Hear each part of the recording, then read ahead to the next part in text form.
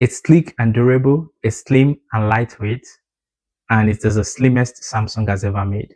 Yes, the S25 Edge brings a lot of innovation to the table, and it's an exciting time in tech industry. We've not had such a big dramatic hardware change in a while. So let's see, what does S25 Edge bring to the table? Is it for you? Is it worth your money? Join me along as we find out. My name is Olushino, and this is Gadget Clavis. Welcome to my channel. Please don't forget to like, subscribe, and share this video if you find it useful. So S25 specs, the camera is a big redesign, even though it's a 200 megapixel profile. That's the S25 Ultra, the biggest in the series has. The 200 megapixel, according to Samsung, has been sort of redesigned to make it a little bit light, a little bit slimmer, so that it can fit into the profile of S25 Edge. But the long and short of the story is you get a very good 200 megapixel camera for the main wide lens, which is the same quality as S25 Ultra. It also has a brand new thermal design just to cater for the slim profile and all that. The goal of Samsung is you're not supposed to get a downgrade because you are limited by physics and space here. You're supposed to get the same flagship experience that you have on any of the S25 series. The display is Corning Gorilla Ceramic Glass 2.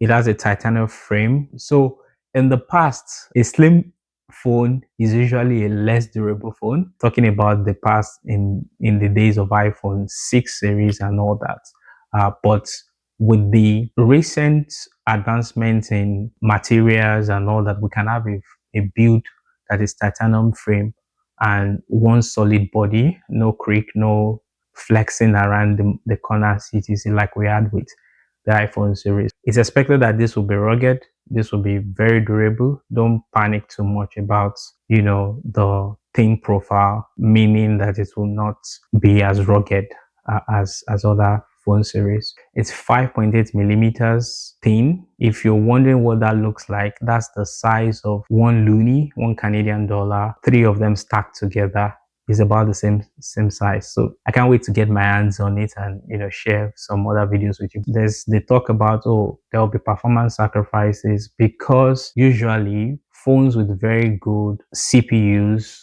like the flagship level CPU, generate a lot of heat, and this heat needs to be dissipated. So they have good thermals inside, good vapor chambers that sort of suck out the heat and dissipate it appropriately in order not to reduce performance of the phone. So with a slimmer profile, there might be some concerns, with performance, but that can only be validated with a proper review. But keep that in mind. The battery is 3,900 milliamp hours, which is lower than any of the other smartphone in the S25 series. That's a big red flag there, because on day one, you probably get okay all day battery. That's Samsung's claim with this phone.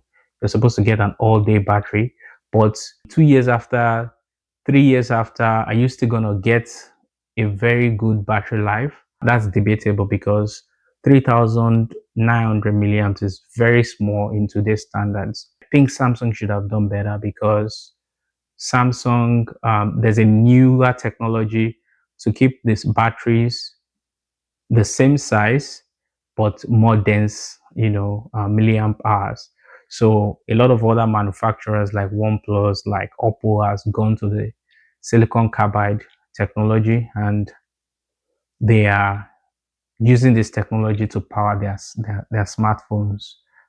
So you can have very dense batteries, very big battery, milliamps, milliamp hours, and still maintain the same profile. So this is a good opportunity for Samsung to showcase this new technology as an enabler of thinner smartphone profiles. But hey, they skipped that and went for a very thin 3,900 milliamp battery. I think that's a big red flag for the amount you're paying and the screen size that they've combined this with. This is a 6.7 milliamps screen. It's debatable. It's 200 megapixel wide, 12 megapixel ultra wide, 12 megapixel for the front camera. The front camera has log this time. So log is a way to, record your video in the highest dynamic range, and you can then do post production edits to color grade. This is awesome for the S25 Edge. I don't think S25 Ultra has this on the front camera. It only has this on the back camera. So that's a win for S25 Edge there. And it has the AI features for One UI photo assist to remove objects. You have the audio eraser, you have the writing assist. Gemini integration is also superb in the usual One UI 7 standards. Gemini Live is also here. So typically you get everything you get on all other S25 series in terms of AI integration. Yeah, so final impressions, right? The phone cost 1,099 USD. That's where it starts at the base model, with 12 gigs of RAM, 256 gigs of memory. I think that that's a good deal for most people. You're getting an S25 series phone, right? And that's a great phone by all means. You have Snapdragon 8 Elite, the best processor Samsung has ever integrated in any smartphone. So you get all the bells and whistles. The only thing is this design is new. We don't know for sure how the performance is going to be on heavy load, judging by, how tech has been. But Samsung is promising, hey guys, we did a complete redesign of our tech, of our internals, to cater for specifically a thinner profile. So I think we can trust Samsung to deliver on this. I think it's a good phone if you have 1,099. If you want no compromise at all, by all means go for S25 Ultra. If you don't care about the looks, if you want the thin profile, you want to stand out in the crowd with this new look, go for the S25 Edge. And if you don't have up to that budget, you can go for any of the other S25 series, like the base S25 and the S25 Plus. They're still very, very great smartphones. So this is for somebody that is interested in a trendy look, um, does not really care about the extras that the S25 Ultra brings to the table, like a bigger battery, like the S Pen. If you don't care about those, you can definitely go for S25 Edge and you won't regret it.